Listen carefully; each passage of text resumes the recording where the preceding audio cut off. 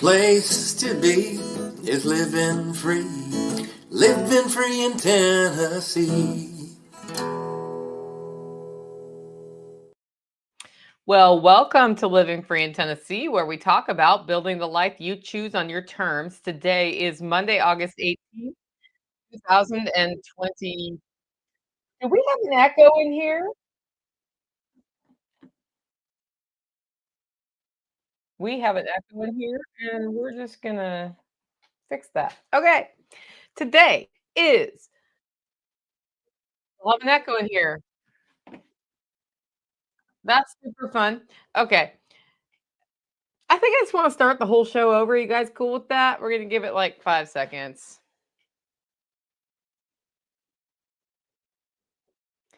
Welcome to Living Free in Tennessee, where we talk about building the life you choose on your terms. Today is Monday, August 18th, 2025, and this is episode 1073 of Living Free in Tennessee. And it's a Monday show, so we're going to talk about something that you may not have thought you wanted to know about, and maybe you don't, but what the heck is this Holler Hub project anyway? I've talked a lot about it over the last few months, and we've been doing a lot of heavy lifting here with some help from the community. So I'm going to talk about sort of what's been going on in the last little while with that. Plus, if you have questions on the live show, you can just ask them. And you put the word question in all caps, and I will integrate that into that. So I would love this to be a conversation and not me just dictating at you. But that's up to y'all, you know. That's the way it goes. Hello, everybody who's joined the live stream, though. Debbie's here, Beth, Emily, Tori, JS, Martinson family is in the house.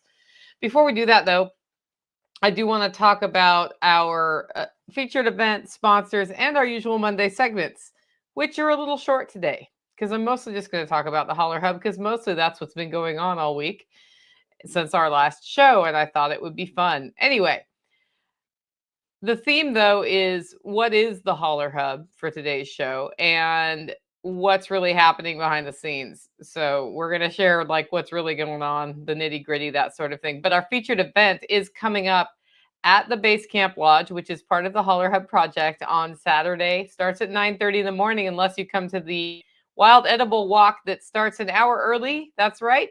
Curds and Connection includes a pre-event Wild Edible Walk. And we're going to grab the forage and hand that off to Chef Kenny Daniels, the blood sugar chef. And he's going to take it and fold it into the lunch. The lunch is a cheese tasting experience paired with different meats from all over the world. And we also have a lot of handmade stuff from the Holler, like my famous deviled duck eggs. You're getting the last duck eggs, by the way, that we're going to have for about 45 days because the molt started this week. So we got one egg today. But don't worry, I've got the eggs set aside for the event. Anyway, check it out at livingfreeintennessee.com if you want to sign up. Class ends at about 3. You'll be learning how to make cheese. We'll be talking about the history of cheese. Chef Kenny Daniels is going to talk about some ways to clarify milk and use the whey and different things you can do with that from a culinary standpoint. Not just like today, I took a bunch of whey and watered plants with it because that helps get the microbiology in the soil going well. But, you know, how much could you do that? Carrie Brown from Strong Roots Resources will be heading up the forage walk, so that should be really fun too. Check it out, livingfreeintennessee.com. It's a class you don't want to miss, especially the cheese tasting. If you like cheese, if you just like tasting cheese, you should just come for the meal. That's all I'm saying.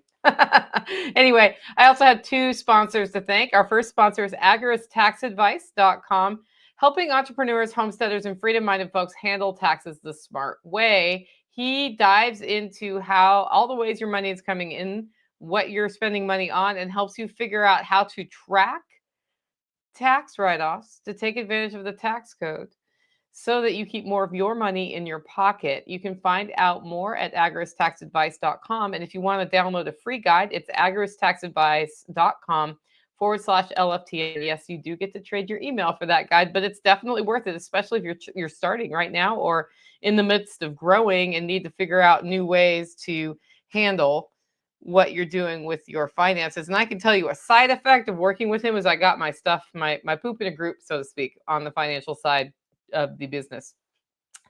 Our second sponsor of today's show is Strong Roots Resources, a permaculture consulting education company that is run by Kerry Brown. And he is also our food forest whisperer here at the Holler Homestead. So he's in charge of making sure that develops over time. And what's cool about him is he can work with you to come up with a good plan for your property. And his specialty is the smaller properties, but he can also work on a large scale. Check it out, strongrootsresources.com.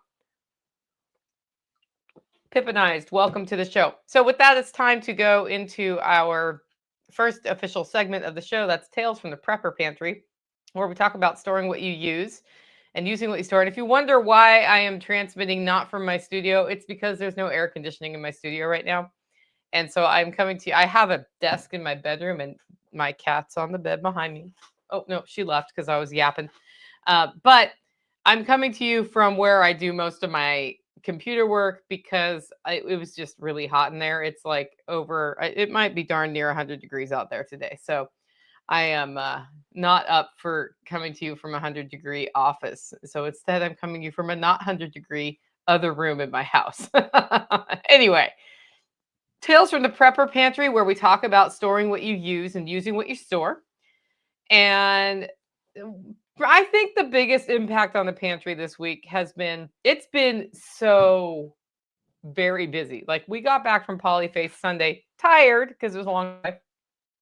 And then Monday, Tuesday, Wednesday, Thursday, Friday, 5 days. And then Saturday, I was tasting coffee at the state fair, which is like going to a whole nother event. And then the cheese class is this weekend. So it's just sort of like, woo, woo, woo, run, run. And on Monday, after getting back from Polyface, big changes started happening at Base Camp that we'll talk about later in the show. But one of the things that happened is the person working on the thing at Base Camp also has a mold fogger. And I've had some like mildew mold issues in my house. And we decided to fog Base Camp as well because its roof had leaked. And it was basically empty. We threw away the couch. We have other furniture coming in.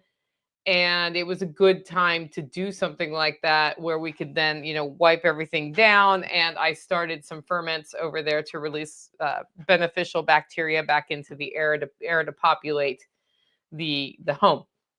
So the mold fog reset in my pantry here has been a thing too. I had to get everything that wasn't sealed in a jar out. And as a result, I'm taking a pretty critical look at what's in it's like a really good excuse to get rid of the things I don't need anymore. Because when you're storing what you use and using what you store, it all works great. But your tastes and your choices change over time. So I have been actually like the net result has been that I have a better handle on what's where and what I want to store moving forward. And I found I'm still like sitting on these oat groats that I don't even eat oats that I've been sitting on for years because my mom likes oatmeal and I have an oat roller.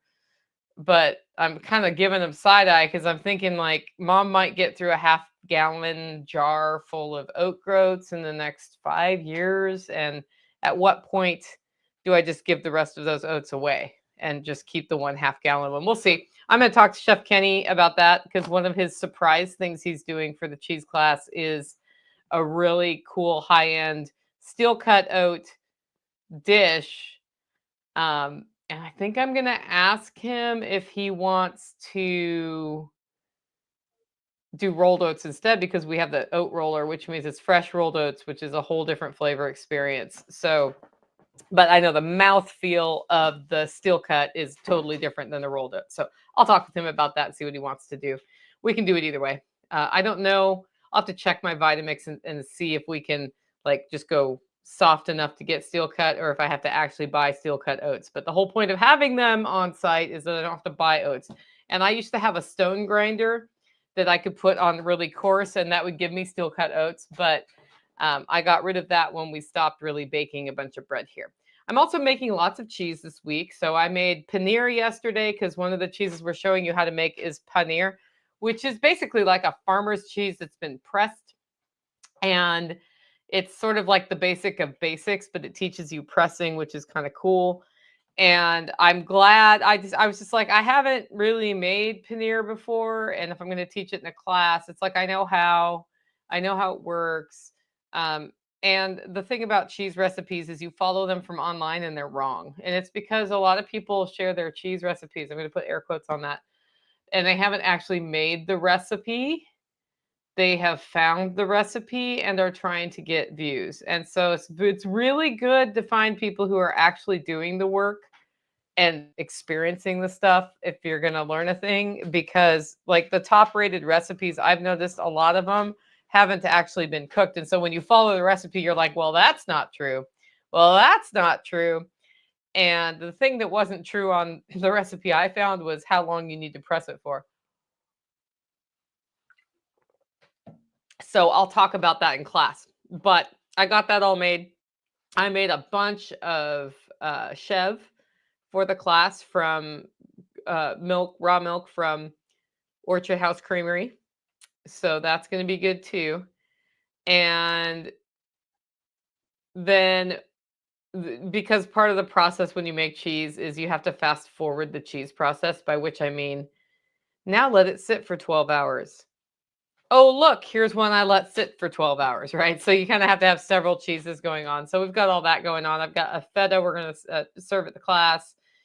Lots of good things. Tori says, if I made cheese, that would be aggravating. Yeah, it's really aggravating. But I do, the reason I added paneer to the class is I usually do a chev, a mozzarella, and a feta, or a farmer's cheese or a cream cheese instead of the mozzarella. And I decided, I was like, well, it'd be kind of fun to add more of an international flavor. And Indian food is delicious, and so is paneer. And it's basically a farmer's cheese that's been pressed, which teaches you how, because you learn to do paneer, but you also learn how to do a farmer's cheese, and you learn how to make curds from not culturing the cheese, right? So it's like one of the faster cheeses you can make. And I was like, well, that'll be a really cool addition. And then we can talk about how to cook with paneer. And that's kind of a fun thing too. So, but it was one of those things like, I know I can make paneer because I make all these other cheeses, but I've never done it. So yeah, it's very important before teaching something that you have done it before. And had it gone horrifically wrong, I would have actually changed that cheese out for another cheese. But we're just making lots of cheese right now. And I'm doing it all at the Base Camp Lodge, which is great because I can make the cheese there and use my kitchen here for kitchen things here.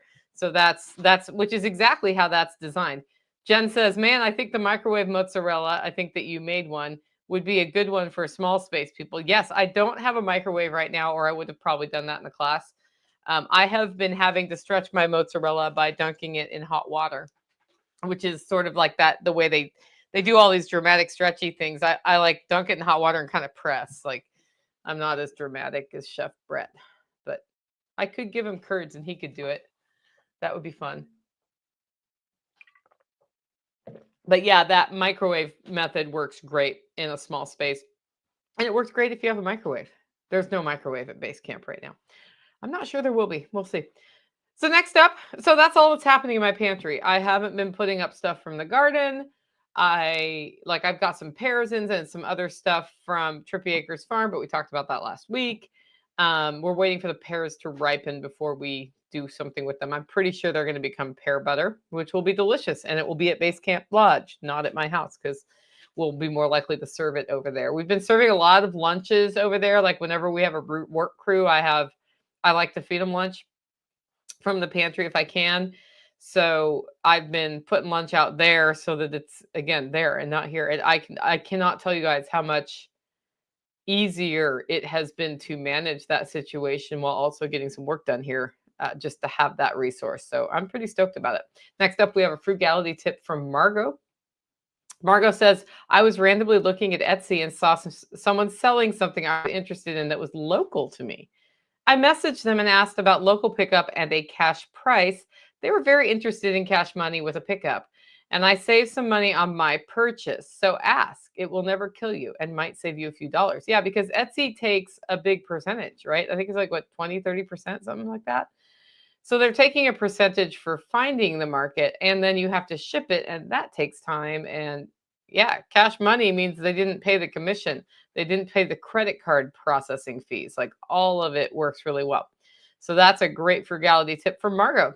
Next up, we have Operation Independence, where we talk about two things. One, building local ongoing revenue into our lives here. And two, doing things to save money to avoid the need to pay a guy. This one was fun. This one came from the community. And it's actually not a bad transition into what the Holler Hub project is. So Ryan Steva texted Tactical over the weekend and he said, hey, do you want some chickens? And we have just been talking about getting some free range chickens going over at the base camp lodge in the fenced yard so that they can eat, because there's some chiggers there and ticks and stuff, and chickens will eat that. So that only works if you have the poultry there, though. And there's a beautiful chicken coop that the Eversoles built, right? So we're basically ready to go. And he dropped off today, I think, 4 or 5 hens. I said no. Tactical wanted a rooster too, and I said no roosters, because if we're Airbnb-ing that bedroom and a rooster is crowing right outside your window, that's going to be something people don't really like. So Ryan brought these chickens, and they're the kind of chickens that let you pet them. Like they're super friendly. They all have names. And so we inherited free chickens. Now, why was Ryan getting rid of it? It's from his mom. And they're apparently on the older side. I think they're 3 or 4 years old, not laying as many eggs as they used to, and it's time to cycle chickens for them. But for us, our primary goal is not chicken eggs. Our primary goal is that they eat the bugs. And for what we're working on in the Holler Hub, having some more friendly chickens that people can interact with who come and stay is a bonus. So I'm stoked about that. And we will be sharing more information about them. They all have names. I don't know their names yet. I will know their names soon. Ryan started telling me their names today, and I'm like, my head's too full right now. Like, I'll get you pictures, and that way I can like truly learn their names, which is kind of funny because we have the Muscovy ducks we inherited this year too, who are super friendly as well, although less friendly than those. But they all have names too. So we're starting to get some poultry with names. And part of why I think that's fun is, well, it's free poultry. So free poultry isn't free because you have to take care of it. But when we wanted poultry anyway, we didn't have to raise chicks. We didn't have to incubate eggs. We didn't have to do any of that noise. We just started with the chickens, and they arrived and they were dropped off. And now all we have to do is feed them, and they help us with bug control. So that'll be a nice thing. But the kinds of chicken, it's as if it was meant to be, right? Like, so the demeanor of the chickens that were dropped off are perfect for people who are coming and just kind of wanting to see what this homesteading thing's all about. And you and I both know that on your homestead, you can raise your chickens like these chickens, where they're super handleable and they're friendly and they let you pet them. Or you can raise the ones that are a little scared of you. I have chickens here that are a little scared of me on purpose because of the predator pressure. Like, I don't want the predators getting them, and I want them to run away from things. But we can now show people both extremes. And then, when kids come, they can be like, oh, there's chickens, and they let you pet them. Like, that's kind of a fun experience, I think. So we're stoked about that. Which brings us to the main topic of the show. What in the world is the Holler Hub? It's the Holler Hub story you haven't heard yet. So I don't call it the Holler Hub when I'm advertising something like a cheese class. I call it the Holler Homestead. And I call the lodge, where we've started centering all of our classes and meetings and activities out of there, the lodge, the base camp lodge, because we've called it base camp for many years. And I'm like, then it's the base camp lodge. I still need to get my hands on a wagon wheel to make a sign that says base camp lodge, a project of the Holler Homestead, something like that. But the Holler Hub is a project that I've been developing this for many years, and other people in the community who interact with us have had similar concepts, and they've given input. Like Jenny here has given lots of input, who's in the live stream today. And really what it is a more formal description with more clarity on who we serve and what we're doing of what the Holler Homestead has been for a long time, which is it's like the center of or the hub of a larger wheel, and each of the spokes have different things going on, right? So this has been a gathering place for a long time where people come to get some peace and quiet. And they come to learn about homesteading, and they come to buy Holler roast coffee, and they come to take classes, and they come to meet other people who are doers, who are like them, and to develop those relationships. But it's really turned into a place where people can get a reset. And often we have people come through who we don't know what's going on in their life, but often there's something going on in their life. They may never tell us what it is, and they come here, they get away from the things that are day-to-day hustle bustle, and then they see the way of life here, and it may not be the kind of life they want to live, but they're like, okay, I have perspective now. I'm going to go back and fix something, and I'll find out years later. Yeah, that time I came to your place and spent 2 nights, it completely changed my life because of this question you asked, or because I was just sitting there watching your chickens, and I realized, that life is about more than my job, and I went back and I created this whole other thing I'm doing now, and now I'm a florist or whatever it is. That it's always something where I'm like, I had no idea. I just asked the question, or we just noticed you really liked the chickens while you were here. A big part of what happens here, though, is that when we can, we feed people, and not just their spirits and need for some community, but with the food we grow here. And as the homestead has developed, it's it's producing more and more food. And there have been years when I've produced a lot of food and years when I haven't, but even this week, we had somebody staying at Base Camp Lodge helping me get ready for the cheese class. So she drove out here. She's helping me get ready for the cheese class by making sure base camp is set up. As you can imagine, after mold fogging, you have to wipe everything down. She wiped everything down, like all of that stuff. And so we fed her while she was here. And she actually came out prepared to make us a meal, but I was like, here, use our meat, right? So we connect people with this regeneratively raised food. We've gotten better and better and better at creating high quality food, but it's a journey. And we can show you what we've done wrong. Like Valerie, who is the person who was here this weekend, she's literally outside my window right now, trimming my tomato wall, which has a bunch of dead tomato vines for a couple of reasons. One is because we need to redo the water feed system on that. And two, um, yesterday my pump got unplugged so that somebody could use a tool, and they didn't plug it back in, and so it wasn't getting water on a really hot day. So she's gone through and she's just cutting out all the dead stuff and getting it reset, right? Well, that quality of tomato off of that is hurt when it has that kind of tax on it, right? Meanwhile, I have a Franken tomato over at a raised bed at base camp that's super healthy, creating really high quality food. So we can take not these tomatoes, but those tomatoes, slice them up at the cheese class, assuming some are ripe, serve them to people with balsamic and maybe a fresh mozzarella if I make one tonight, and some basil leaves from here. And the taste is so much different because of the flavor. But also, they're getting better nutrition. And when you get better nutrition, some of the reactions our bodies have to the food in the food system right now are inflammatory because the food is crappy quality. It's not necessarily that you are sensitive to whatever. It's that the whatever you're eating is crappy quality, and your body's been like, I don't like that. And it can take a long time to reset that. It can take a long time to reset that. But what I've found is as people start having access to higher quality food, they have an improvement.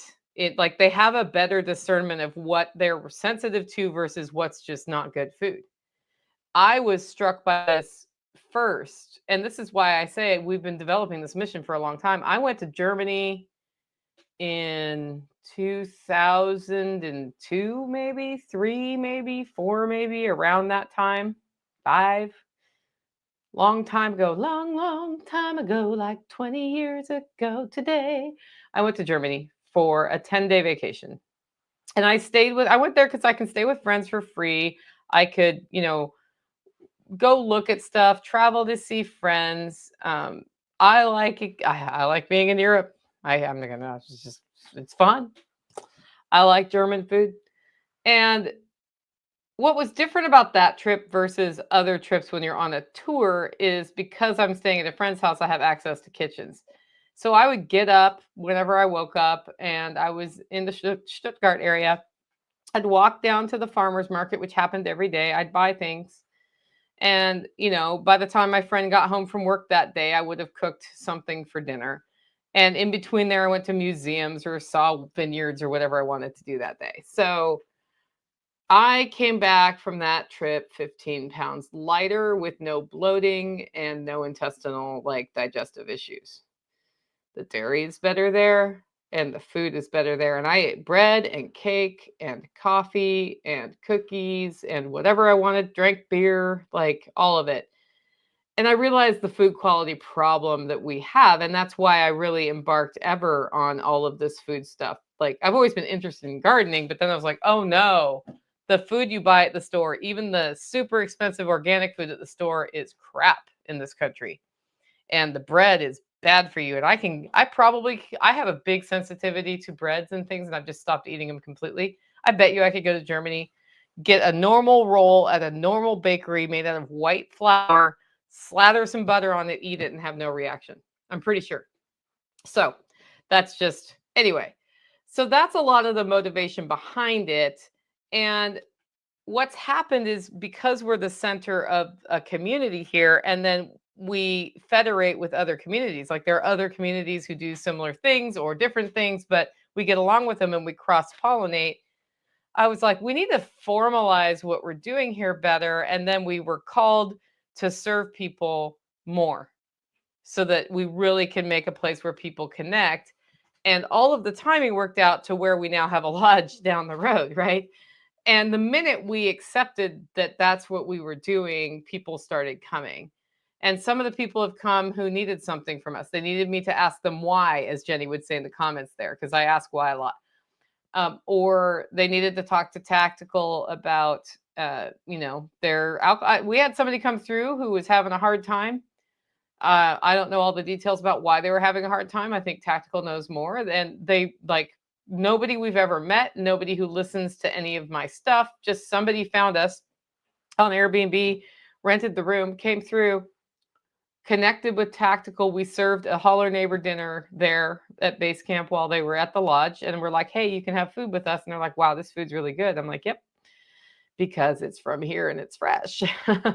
um, and they started talking to sort of opening up to Tactical. And I was like, I'm going to back out of the room now and go next door and go to bed, And they ended up talking well into the night. And then the person moved on. I don't know what they got from that. They got something from that. And that's part of what we're doing. But there's a bigger part. When you think of us as a hub here and you think of different spokes, there is room for community members to be part of the Holler Hub. So Holler Roast Coffee is one spoke, right? It creates coffee, people buy the coffee, it forms a symbiotic relationship with the community. Let's pretend Jenny Hill still lived here, okay? Jenny Hill still lives here. The lady who's talking in the comments, she's a massage therapist. She knows a lot about herbal remedies. She can do a lot of, like, one of the things about Jenny that's not officially on her resume that she does for people is she asks them hard questions, and she's very good at, like, strategies for setting boundaries with people and talking about people about how to take the next step to do self-improvement and like become the person they want to be. She's done that in our community for a long time. Let's say she lived here. Well, then she might be starting some sort of arm where she does yoga retreats or massage retreats or, sit around the fire and, have a psychologist out and do some group work. That would be her spoke off the hub. And, we're in the center, but that's her thing. So when you think about the Holler Hub, it's a wagon wheel. If you think of a picture, it's a wagon wheel with different spokes, and every spoke is a different enterprise or activity. Some of them I run, some of them tactical runs, some of them different community members run. When I looked, and how this has come to be is we now have the food forest whisperer, right? So Carrie Brown from Strong Roots Resources, who's one of the sponsors of the show, is gonna show people over a series of years how my food forest gets implemented here in Tennessee with the extreme weed pressure that we have, which is very different than implementing a food forest in Texas at Jack Spirko's, for example. Um, and he has a whole plan. This blog post will come out this week, by the way. He has a whole plan for how he's going to um, basically iterate food forest through different layers rather than have all the layers planted at once and have to maintain that.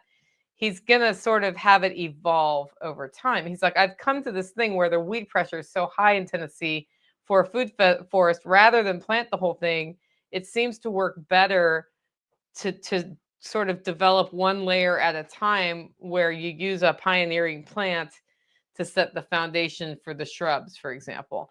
And if you think about what a food forest is, you're tapping into Mother Nature, having all 7 layers of the food forest handled so that you are growing what you want in those layers rather than whatever grows. Well, that's he becomes a spoke of the Holler Hub. It's not like he pays me to be a spoke. He's just like part of the community, and we support each other. Jen says she's a master herbalist as of last year. See, so now we got an herbalist. If she's hypothetically here, which she's not, but I wish she was.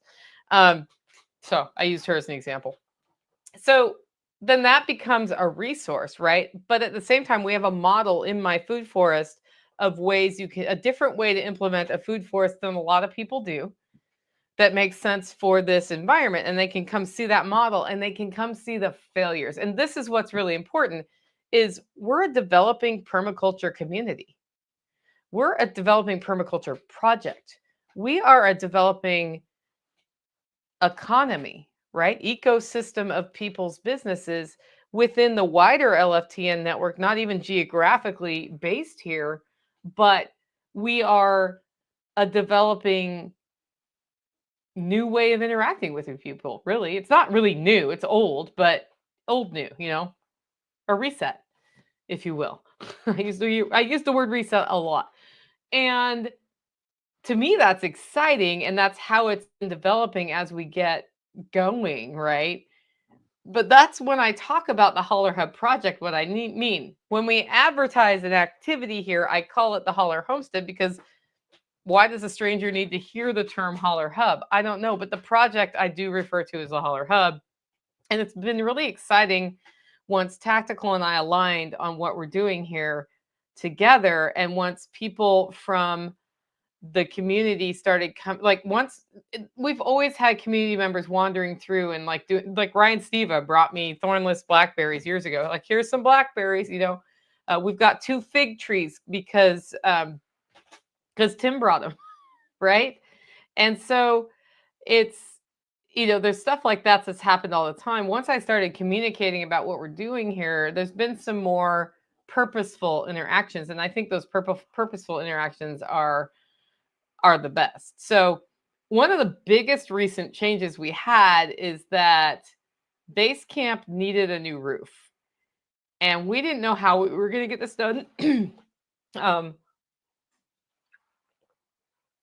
We've talked on and off over the years about doing a roof there, because we've had these hard to run down, weird moving leaks since we bought the house. And then we won't have any leaks for a long time. And then the wind will blow just right. And then there's, what I'm saying?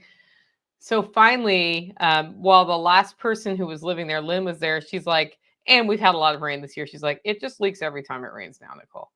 And I was like, oh, we need, she said it before she moved out. And I was like, we need to do the roof. And then she's like, when are you doing the roof? And I'm like, I don't know, but I think it's going to be August. She's like, I would like to not be there when you're doing the roof. I'm like, that's fair, because it's loud.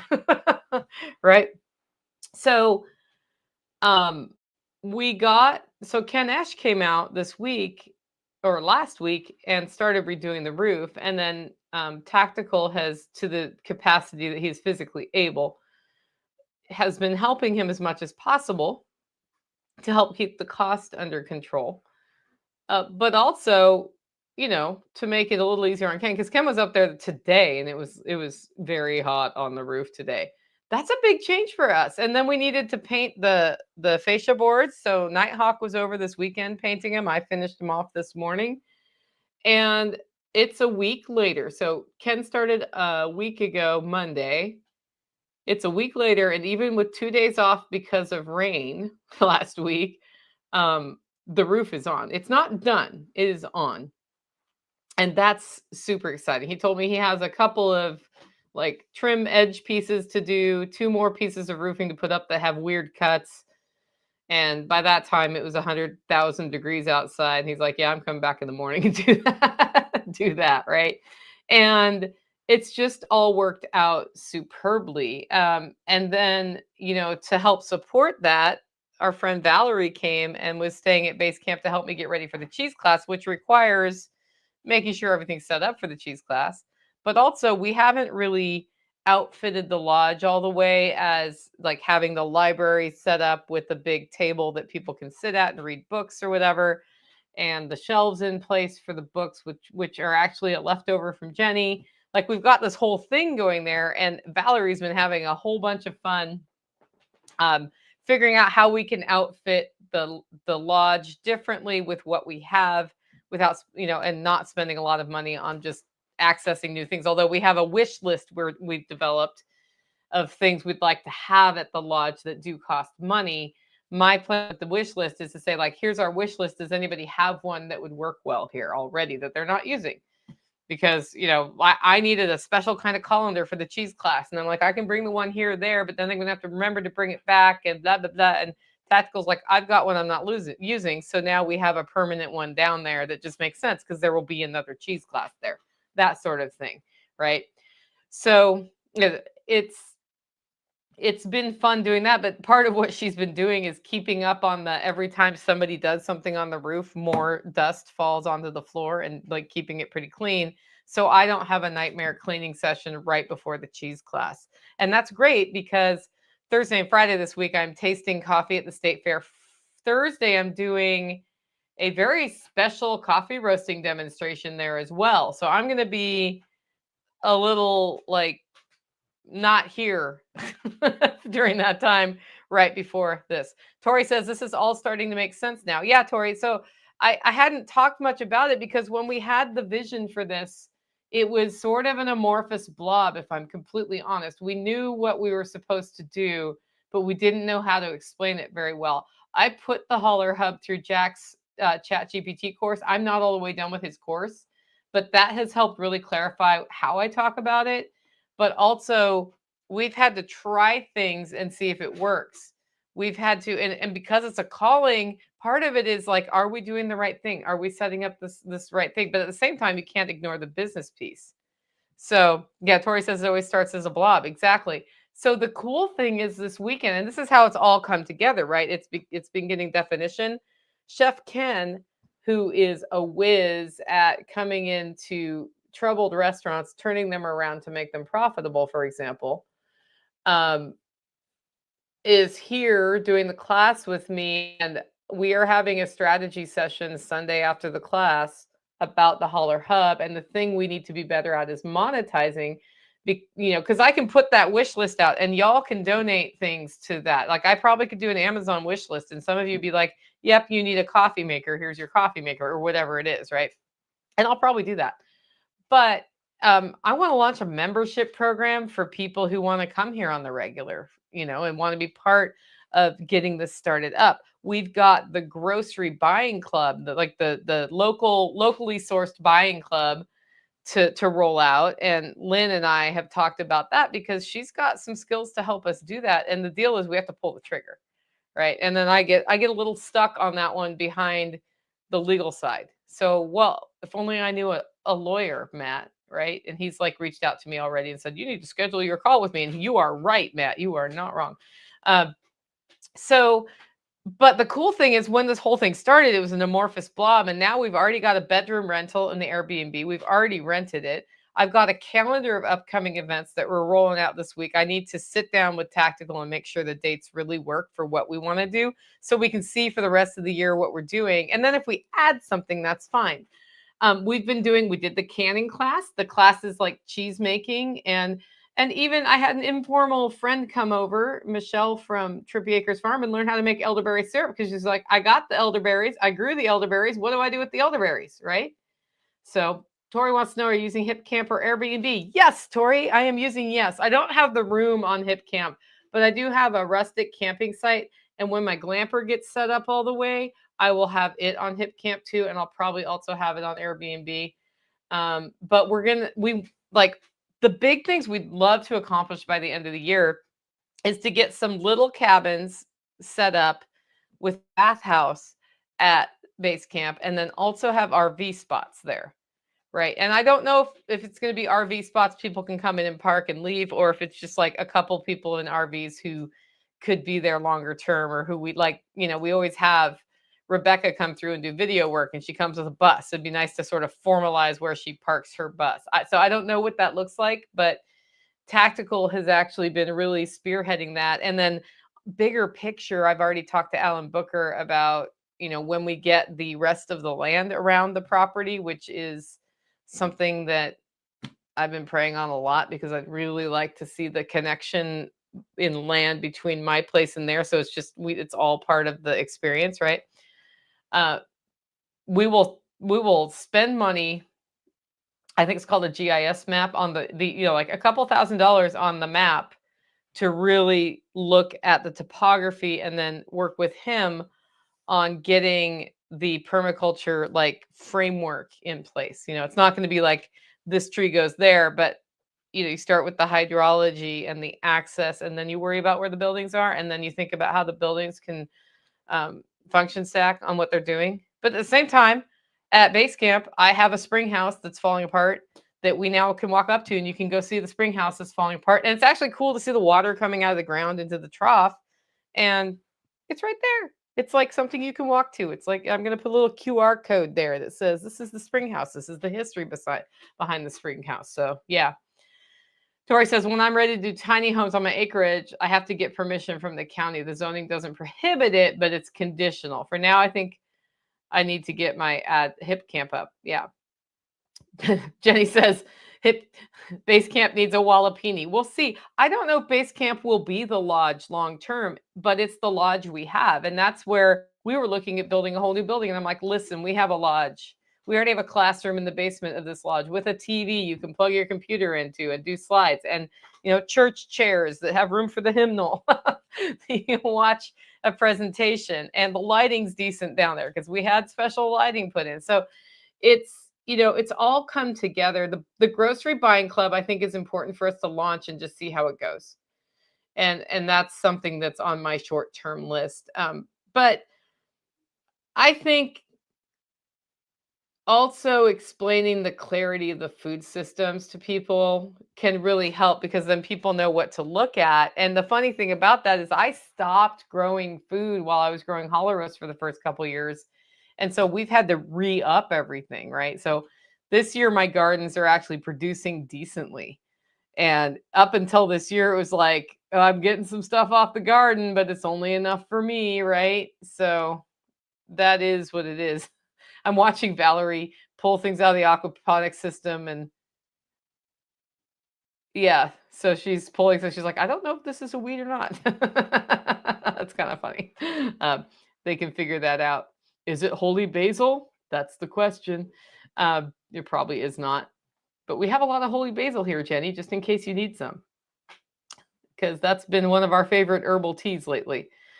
So I would say it's been a big challenge for us, especially because I'm so passionate about it.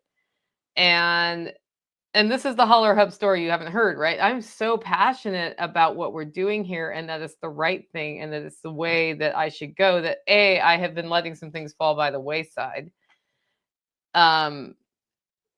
B, I've been going like I do. I've been running ahead full bore on this, and Tactical's been running by my side, right? So what's funny is that we're talking about a place where people come to get a reset, and we are working so hard that we're not getting a reset ourselves. Like even the trip to Polyface was supposed to be a reset, and I mean, we got away, but we were basically mentally working the whole time we were gone because we're like, oh, we can do this or we can do that. And it's important to do that. But it's a little ironic that I'm not getting a reset at the place where people get resets. And that's something that has really come to a head in August because also this week I was at the Pick Tennessee store tasting Holler Roast coffee, like letting people free sampling, right? On Saturday when it was 96 degrees. First of all, it's really good I brought cold brew that day, but that was gone in 15 minutes, and it's a real hard sell for hot coffee on a hot day. But I got that done. I sold like one bag of coffee and one K-cup box as a result of 2 hours of my time giving out free samples and all the time it took to go there and do that. But do I regret it? No, it's great exposure. I've really gotten to know the Pick Tennessee guys. They're super nice. But I will say I came home Saturday exhausted looking at my house, which also got mold treated, which has to have everything cleaned and rinsed and all of that. And yeah, I was really thankful that Valerie had decided to come out and help us this weekend because if she hadn't have been here, I would have been facing that by myself. And what we kind of came to this week, because things kept happening, is we should be getting a reset here too. And we need to draw a line and take a full day off each week here. And that means a full day without visitors. That means a full day off where I'm also not podcasting that day or roasting coffee that day or whatever, like an actual day off once a week. Imagine that. So that we also can get a reset. And, I may poke in the garden, but I'm not going to be doing all the big, the big refill the garden bed with soil, that sort of thing. So that's been the biggest like challenge I have is my tendency to never stop. And I really think as we're building this and as it develops, if we don't build the reset in from, it's like if you don't build the profit in from the beginning, you don't make money. If you don't build the reset in from the beginning, you never get a reset. And some people just don't need them. I do though. So Tori says, back when we did the fairs for the direct sales companies I was in, the networking was the greatest takeaway, not the sales. Absolutely. The other thing I figured out though is that the other coffee roasters have 12-ounce bags, which is a shrinkflation thing that's happened with coffee that I have resisted. I have stayed at 16-ounce bags of coffee for the whole time. And it's a point of pride with me. And I try to make that clear to my customers. Well, you, my customer who listens to this podcast, has heard the whole story of Holler Roast probably as it has evolved. And you understand you're getting 16 ounces and that if you're going to compare to a 12-ounce bag, that you have to do some math, right? But my bags are $3 more a bag than the other coffee roasters at the fair, which was not, I mean, like I set the price based on what I think the price should be. I didn't set it based on what theirs was, but I went and looked to see what their price was because I was wonder where other coffee roasters are coming in at who are craft coffee roasters in Tennessee. And I was like, literally about the same price per ounce. Technically, mine is less per ounce, as a matter of fact, because they have the 12-ounce bags. And then I talked to them and I said, can I bring 8-ounce bags? Like, because I have half-pound bags that I use for trade shows. And they're like, oh, yeah, you just have to get here early in the morning so we can put it in the system without the fair being opened. Because once the fair opens, it's just like all bets are off. I was like, yeah, I'll do that. And this morning would have been the morning to do it, except for the Holler Hub needed painting. So I painted it. Tomorrow, you know how I told you guys I'm going to actually take it like hard line, set my boundary. Tomorrow I'm taking the day off. I'm actually taking the day off Tuesday before a cheese class, which is not scary at all. So I'm taking the day off tomorrow, which means does not include getting up early to go to the fair with my half-pound bag. So I was like, okay, this afternoon I'm going to bag the half-pound bags so that Wednesday I'm ready to just go to the fair and drop off the half-pound bags. That's the way it is. And if they sell better, great.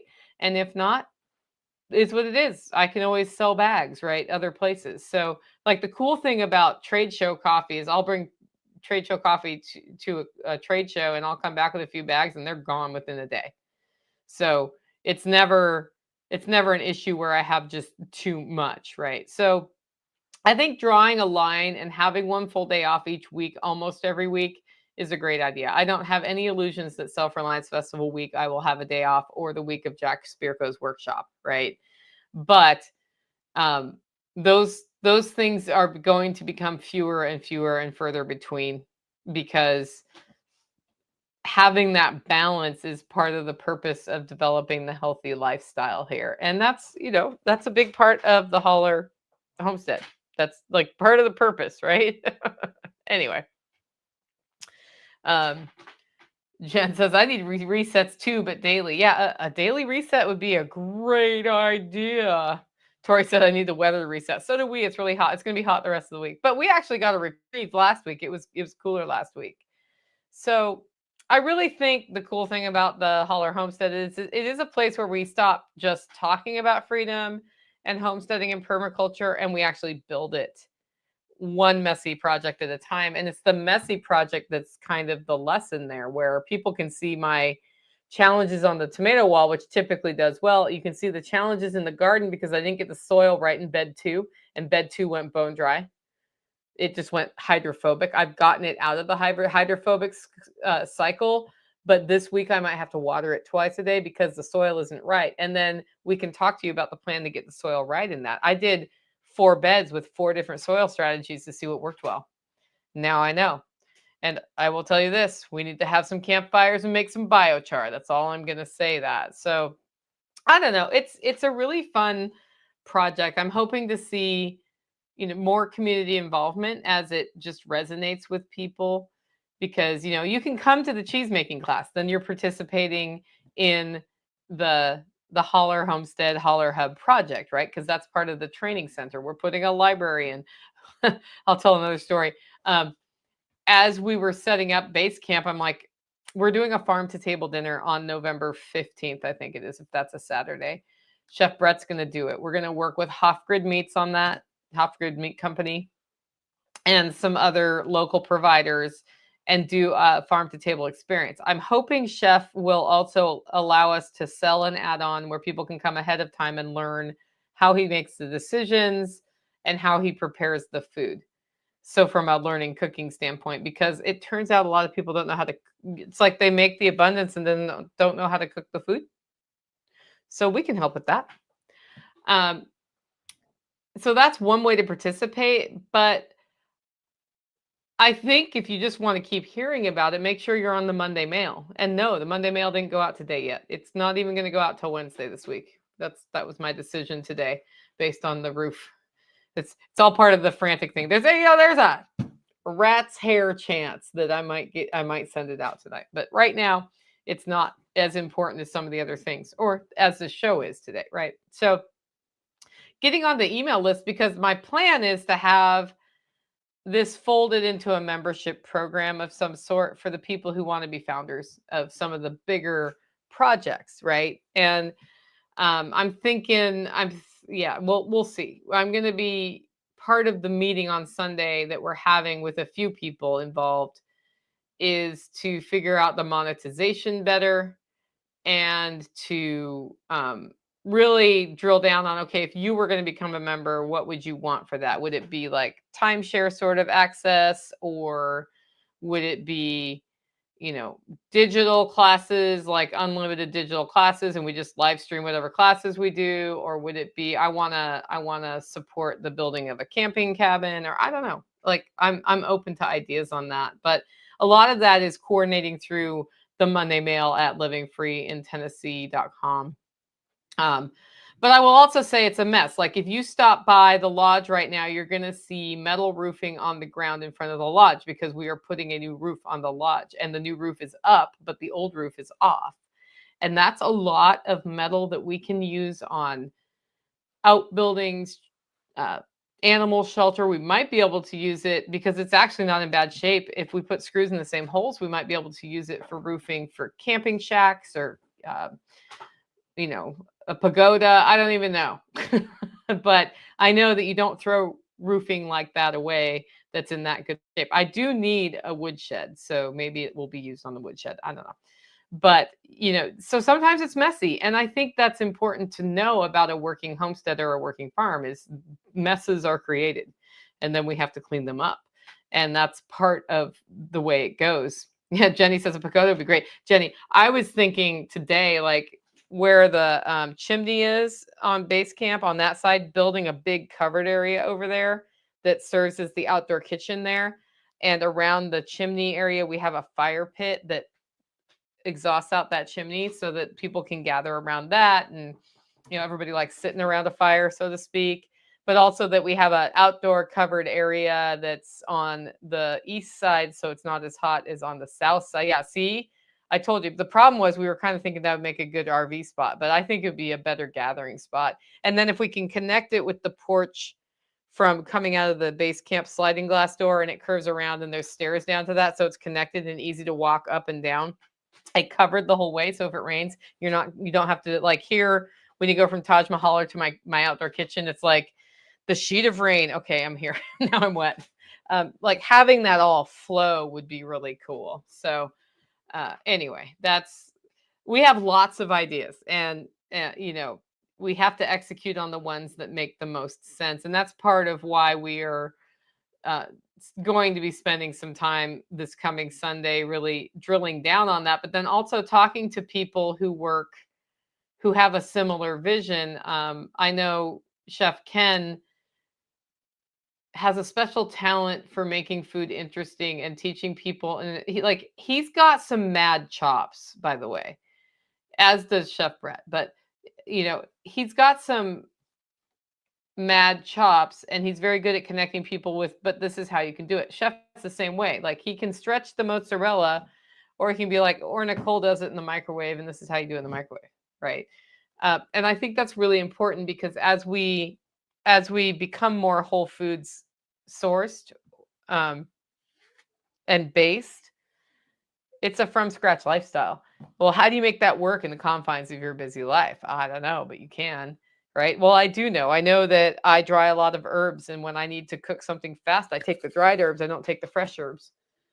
I know from Chef Ken that if you roast your fresh herbs before you use them, you get a better flavor explosion. Right. I've learned a lot from all my chef friends, and I'm looking forward to having some more culinary classes here. Where Tactical was like, you need to have more dude classes. And then Alan Bouchard reached out and was like, I can do a small engines class and I want to do that. My only sticking point on that right now is we got to figure out what and we got to figure out when. And I want him on the agenda this fall because it's like, yes, we could do like chainsaw maintenance, getting your stupid lawnmower carburetor cleaned, which I don't know how to do, and all of the stuff for lawnmower. And I'm like, also, can we do like Valerie's like, can we do small generators and I'll show up with my generator? And I'm like, that's a great idea because I need to do an oil change on my generator too.